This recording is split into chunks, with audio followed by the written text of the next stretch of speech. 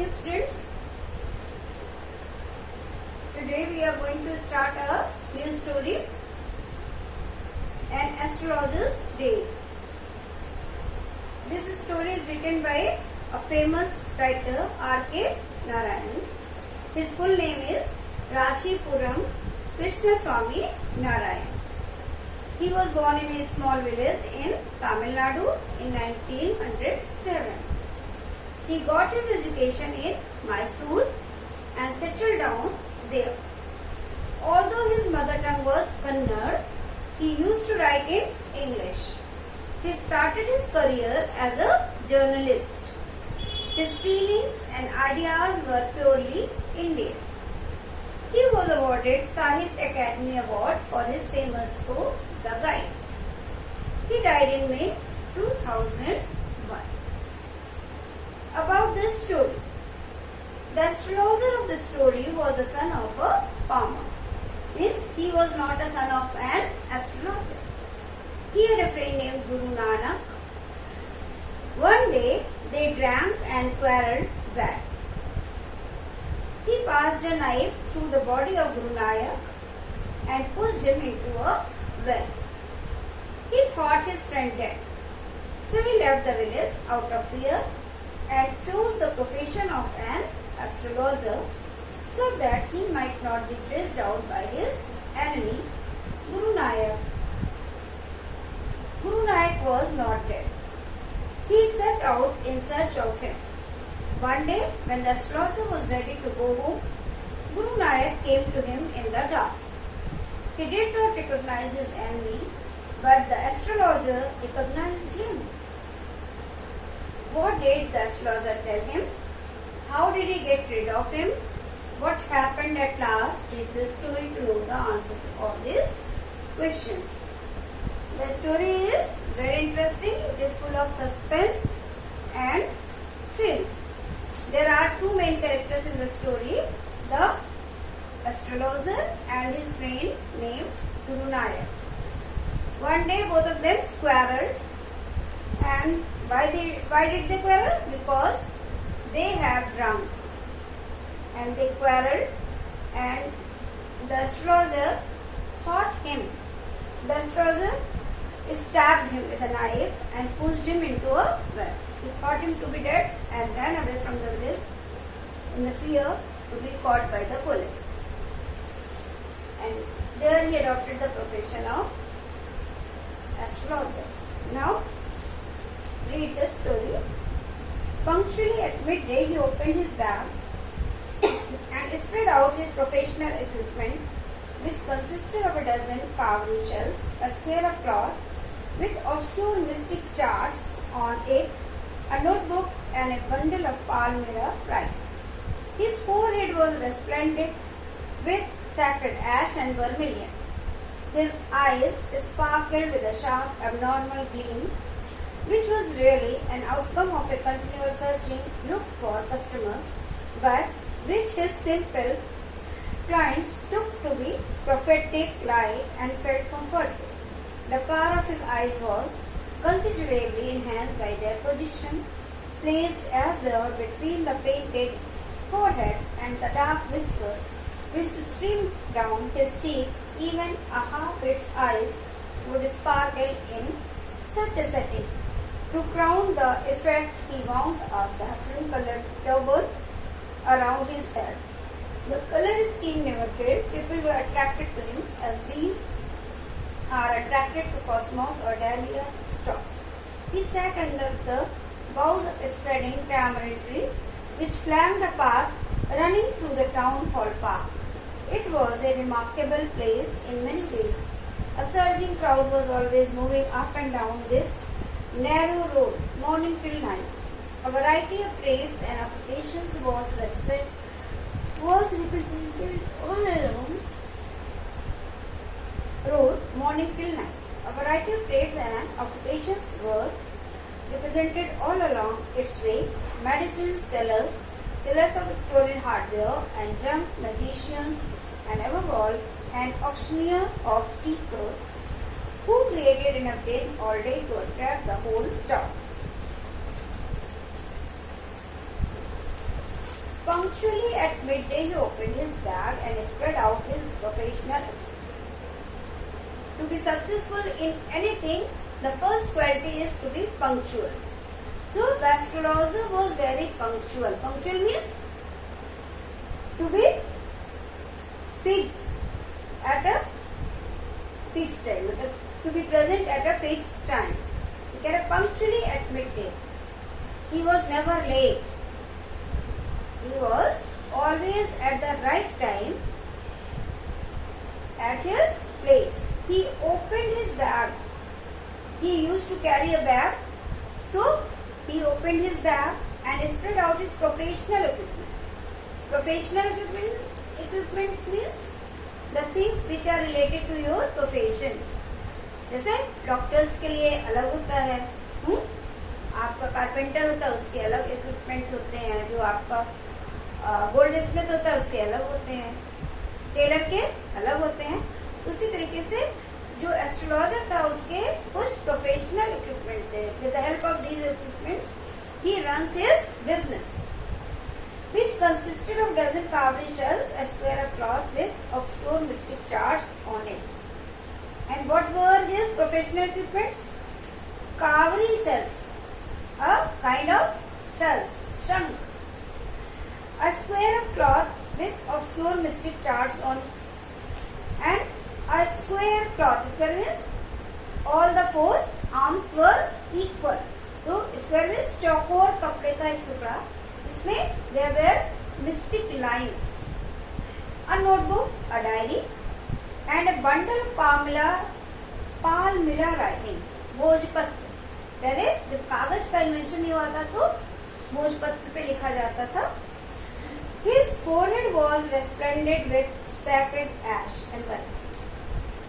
He had also tried to represent himself just like a true astrologer. So his clothes were and his dressing were just like an actual astrologer. His forehead means matha, was resplendent with sacred ash and vermilion. Sacred ash, bhabut, vermilion, sindoor. He has decorated his forehead with ash and vermilion, and his eyes sparkled with a sharp abnormal gleam. And his eyes were full of shining, which was really an outcome of a continual searching look for customers.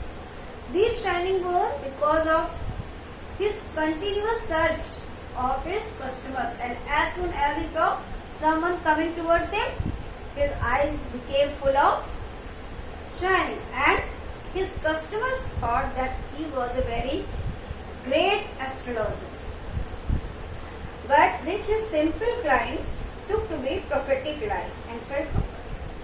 And felt comforted means they realized that they have come to a true person. Now their problems will be solved. The power of his eyes was considerably enhanced by their position. Enhanced means increased. The power of his eyes, उसकी आंखों की जो चमक थी, उसकी जो ताकत थी, वो बढ़ जाती थी. कैसे? Bye their position. उनकी स्थिति का. अब आप कहेंगे आंख तो सबकी एक ही जगह होती है, वो क्या अपनी आंख को अलग लगाते? नहीं. कैसे उसने उसको डेकोरेट, अपने फेस को कैसे उसने पेंट कर रखा था. Placed as they were between the painted forehead and the dark whiskers which streamed down his cheeks. Painted forehead. The forehead was painted with ash and vermilion, and he had dark whiskers. Whiskers, उसकी जो मूछ थी बहुत काली और लंबी नीचे फैली हुई थी. And even a half-wit's eyes would sparkle in such a state. The writer says, if someone who is very foolish, half-wit, अल्प बुद्धि का है, कम बुद्धि का है, उसकी भी आंखों में चमक दिखेगी यदि उसने इस तरह से मेकअप किया हुआ है.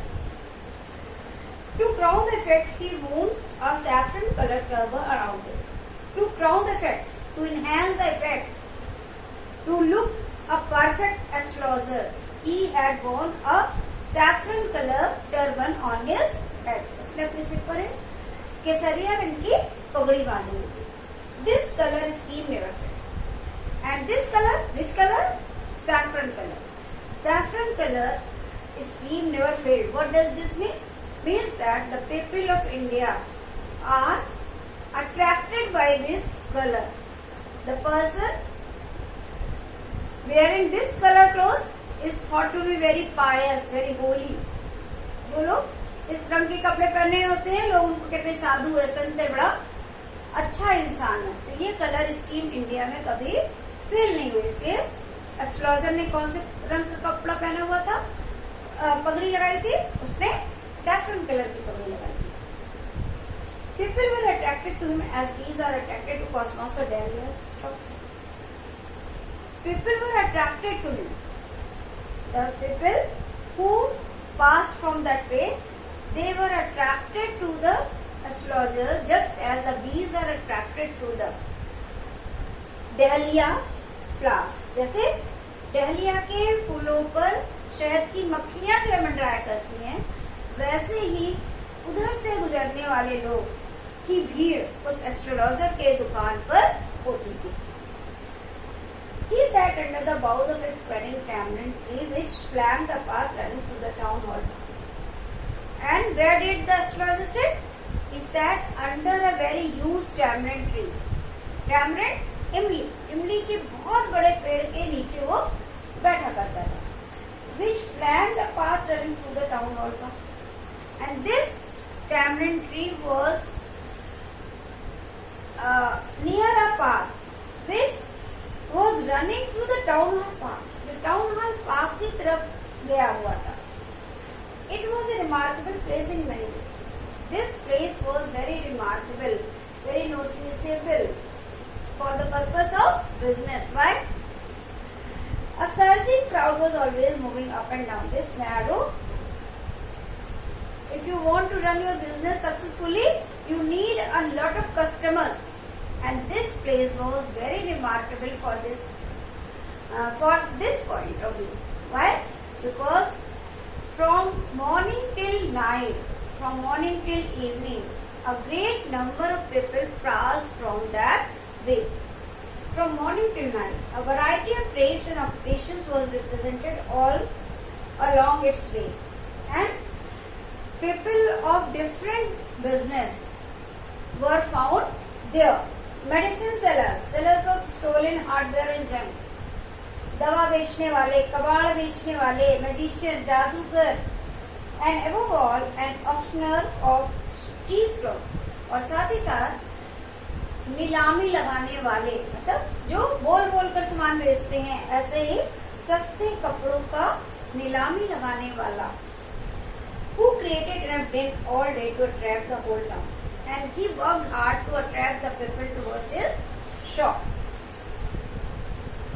Next to him in vociferousness came a vendor of fried groundnut who gave his wearer a fancy name Easting.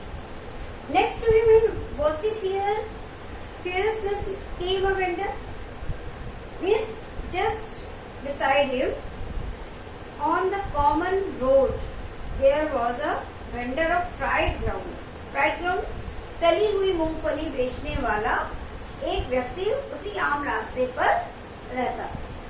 Who gave his wearer a fancy name Easting, and every day he gave a new name to his fried groundnut, calling it Bombay ice cream one day, and on the next Delhi almond, and on the third Raja's delicacy, and so on and so forth, and people flocked to him. He used to call his groundnut Bombay ice cream, then Raja's delicacy, and Delhi almond. A considerable portion of this crowd dallied before the astrologer too. The astrologer transacted his business by the light of a flare which crackled and smoked up above the groundnut heap nearby. Half the enchantment of the place was due to the fact that it did not have the benefit of municipal lighting. The place was lit up by shop lights. One or two had hissing gas lights, some had naked flare stuck on poles, some were lit up by old cycle lamps, and one or two, like the astrologer's manners, without light of their own. Now the writer is telling how the astrologer used to run his business. The groundnut heap nearby. Half the enchantment of the place was due to the fact that it did not have the benefit of municipal light. There was no municipal light near the astrologer's shop, and the people were managing themselves. Some had,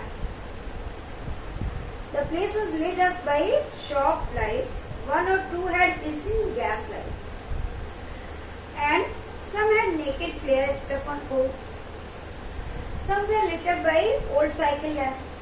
सबने अपनी अपनी light की व्यवस्था कर रखी थी. One or two, like astrologers, managed without lights of their own, and some of them, just like astrologer, they had no arrangement for light. They managed with the help of others' light. It was a bewildering crisscross of light rays and moving shadows. Crisscross light, ready-made, and this suited the astrologer very well. This type of crisscross light suited to his business very well, for the simple reason that he had not in the least intended to be an astrologer when he began that. Why? Because he did not have any intention to become an astrologer. It was by chance that he had to choose this as his profession. And he knew no more of what was going to happen to himself next minute. Means he did not know what is going to happen to himself. How can he tell others what is going to happen to them? He was as much a stranger to the stars as well as innocent customers. He did not know anything about the stars. He was as innocent as his customers. Yet he said things which pleased and astonished them. But whatever he told his customers, it pleased them, it satisfied them. That was more a matter of study, practice and shrewd wisdom. And how did he learn all these things? He learned it with hard work, and he made a good guesswork. He studied well, he practiced well. All the same, it was as much an honest man's labor as any other. So the writer says, whatever he earned every day, it was not a cheating, but it was the hard work's result. तो वो किसी को धोखा देके कमा रहा था ऐसा नहीं कहा जा सकता, क्योंकि ये सब सीखने की उसने मेहनत की थी और उस मेहनत के कारण वो अपनी रोजी रोटी कमा रहा था. He had left his village without any previous thought or plan. If he had continued there, he would have carried on the work of his forefathers, namely tilling the land, living, marrying and ripening in his cornfield and ancestral home. But that was not to be. He had to leave home without telling anyone, and he could not rest till he left it behind a couple of 100 miles to a village. It is a great deal, as if an ocean flowed between. He had left his village without any previous thought of it. The writer is telling us that the astrologer did not have any plan to leave his village. All of a sudden, he had to leave his village. If he had continued there, he would have carried on the work of his forefathers. If he had stayed in the village, he would have been a farmer, because his forefathers were farmers.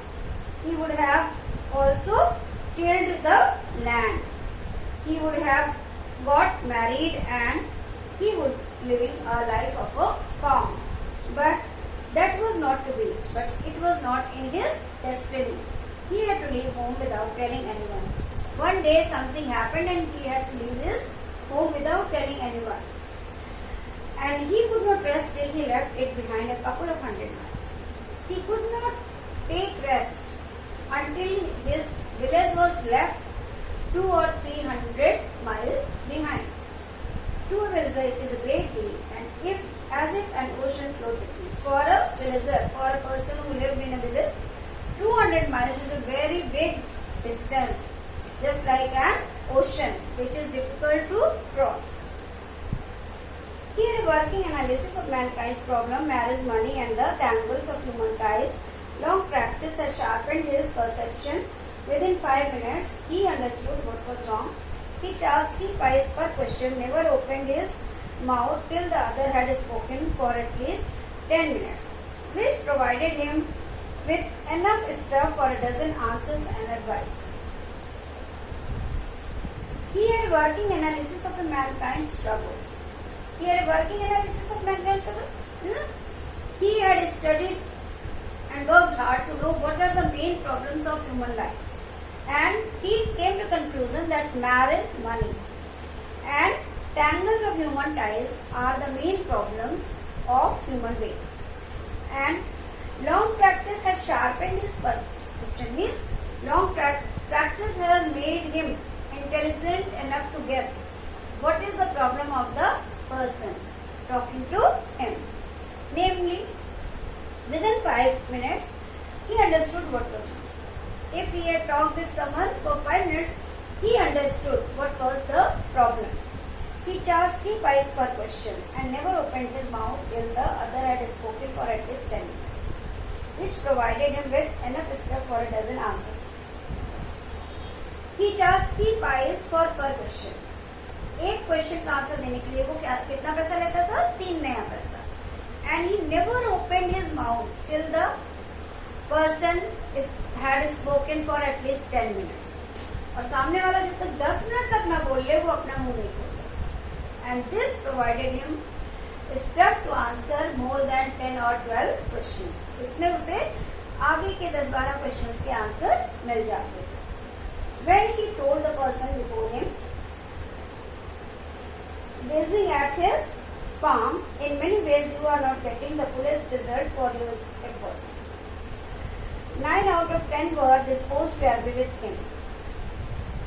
He used to tilt the palm of his customer and used to say that you are not getting the full result of your hard work.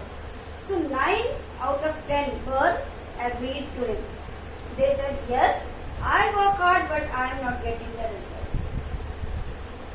Is there any woman in your family, maybe even a distant relative who is not well disposed towards you?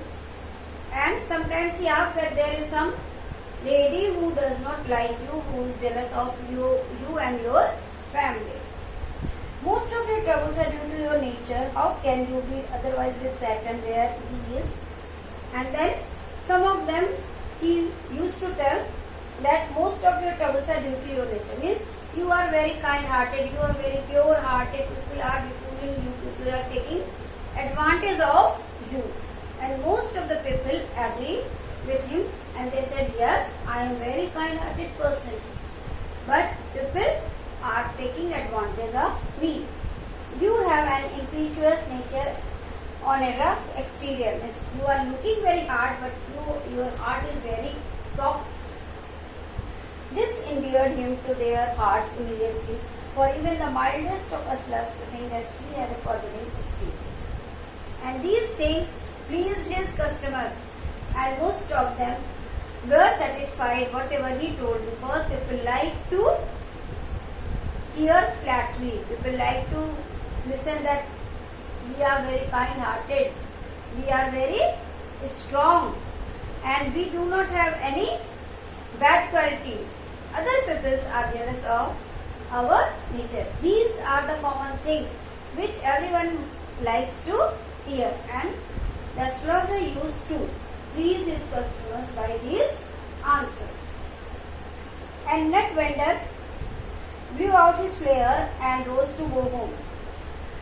This was a signal for the astrologer to bundle up too, since it left him in darkness except for a little shaft of green light which strayed in from somewhere and touched the ground before him. Meanwhile, the nut vendor blew out his flare and he wanted to go home. And this was a signal for the astrologer to bundle up, to collect his professional equipment and put it into the bag and go home. Little shaft of green light which strayed in from somewhere and touched the ground before him. He picked up his cowrie shells and paraphernalia and was putting them back into his bag when the green shaft of light was blotted out. The green light was coming from the shop, and this light was blotted out, means it was interrupted. He looked up and saw a man standing before him. And when he looked up, he saw that there was a man standing near his shop. He sensed a possible client and said, he guessed that this was a client and he asked him, you look so careworn, it will do you good to sit down for a while and chat with me. He said that you are looking very worried and if you talk to me, you will feel light-hearted. You will get the solution of your problems. The other grumbled some reply vaguely. The astrologer pressed his invitation. The other was not interested, but the astrologer pressed him. Whereupon the other thrust his palm under his nose. At this, the person standing before him put his palm near his nose and said, you call yourself an astrologer? Do you say that you are an astrologer? The astrologer felt challenged and said, tilting the other's palm towards green shaft of light. The astrologer felt challenged that this man is not accepting him as an astrologer. So he said, according to his habit, tilting his palm, yours is a nature. Oh, stop that, the other said. Tell me something worthwhile. The other man was not interested in these answers. He said, no, stop. I want to listen. I want to know something important, something very worthwhile. Our friend felt peeved. I charge only 3 paise per question and what do you get out to be good enough for your money? At this, the other withdrew his arm, took out an anna and flung it out to him saying, I have some questions to ask. If I prove you are bluffing, you must return the anna to me with interest. Our friend felt pain. Now, the astrologer was again felt challenged and he said, I charge only 3 paise per question. I charge only 3 paise per question. And what you get out to be good enough for your money. And whatever I will tell you, it will be worth your money. At this, the other withdrew his arm. At this, the client withdrew his arm and he gave him 6 pies and said, if your answer is satisfactory, I will give you 6 pies per question. I have some questions to ask. If I prove you are bluffing, you must return the anna to me. But if I feel that you are fooling me, you are bluffing me, then you must return the money with interest. If you find my answer satisfactory, will you give me 5 rupees? Now the astrologer said, okay. If my answers are satisfactory, will you give me 5 rupees? No. Or will you give me 8 annas? Okay. Will you give me 8 annas? Alright, provided you give me twice as well if you are. This man was also very clever. He said, okay, I shall give you 8 annas. But if you are wrong, you will return me just double, any 1 rupee. Said the stranger. This pact was accepted after a little further argument. The astrologer sent a prayer to heaven as the other lit a cherry. Now the astrologer started praying to God that whatever he was going to tell the client, he should be satisfied. And meanwhile, the stranger lit his cheroot. Cheroot means cigar. The astrologer caught a glimpse of his face by the matchlight. Now the astrologer caught a glimpse of his face. Now he saw his face. There was a pause as cars hooted on the road. Jataka drivers swore at their horses and the babble of the crowd agitated the semi-darkness of the park. And meanwhile, he heard that cars hooted on the road. Jataka drivers swore at their horses and the babble of the crowd agitated the semi-darkness. Means everyone was going home. Nobody was going to stay there. The other sat down, sucking his cheroot, puffing out, sat there breathlessly. The astrologer felt very uncomfortable. Now, here take your honor back. I am not used to such challenges. It is late for me today. He made preparation to bundle. After seeing his face, the astrologer was very much disturbed and he said that take your money back. I am not used to such type of challenges. I am getting late. I must go home. And he started packing up. He made preparation to bundle up. The other held his wrist and said, but the other man was very strict and he caught his wrist and said, you can't get out of it now. Now you cannot leave me. You dragged me in while I was passing. I did not ask you any question. You pressed me to ask, and now without answering you can't go. The astrologer shivered in his grip and his voice shook and became faint. Now the astrologer was shivering with fear and his voice became faint. Leave me today, I'll speak to you tomorrow. He said, okay, I shall speak to you tomorrow. Leave me today. The other thrust his palm in his face and said, challenge is. But the client was not ready to leave him. He said, challenge is challenge. Go on, tell me. The astrologer proceeded with his throat drying up. There is a woman. Now, astrologer, according to his habit, started. There is a woman.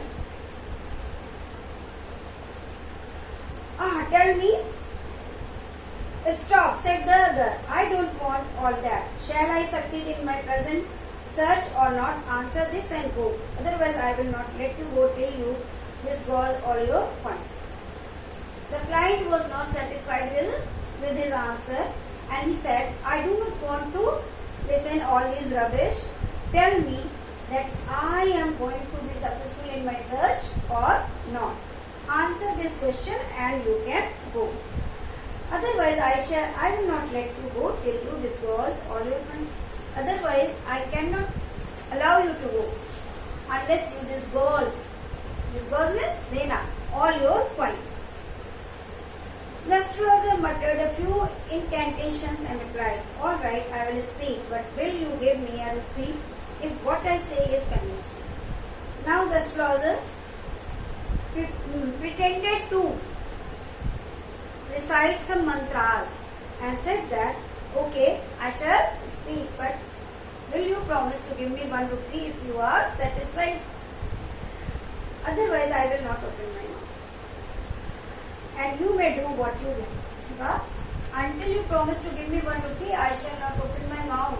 You may do anything you like. After a good deal of haggling, the other agreed. The astrologer said, you were